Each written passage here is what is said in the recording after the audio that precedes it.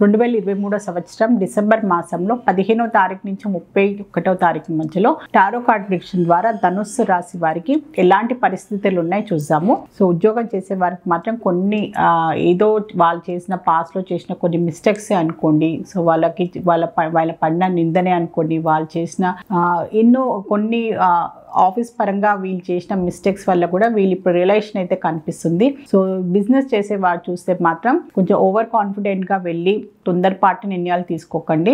Over confidence కనిపిస్తుంది వాళ్ళ మీద.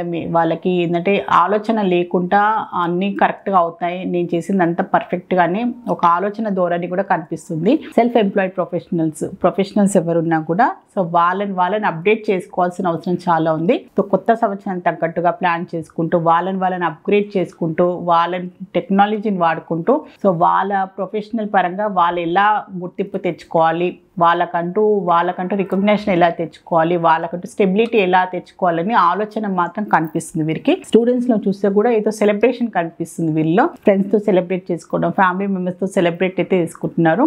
సో వాళ్ళకి ఏదో కొత్త ఒక గుడ్ న్యూస్ అనుకోండి. వాళ్ళకి ఎడ్యుకేషన్ పరంగా, అడ్మిషన్ పరంగానైనా, వాళ్ళ కెరియర్ పాయింట్ ఆఫ్ వ్యూగా కొన్ని నిర్ణయాలు తీసుకొని దానిలో వాళ్ళు రిజల్ట్ కూడా పాజిటివ్, ఎగ్జామ్స్ పరంగా కూడా వాళ్ళకి ఒక మంచి రిజల్ట్స్ రావడము, దాన్ని వాళ్ళ ఫ్యామిలీ మెంబర్స్ తోటి ఫ్రెండ్స్ తోటి సెలబ్రేట్ చేసుకునే పరిస్థితులు కూడా చాలా కనిపిస్తుంది.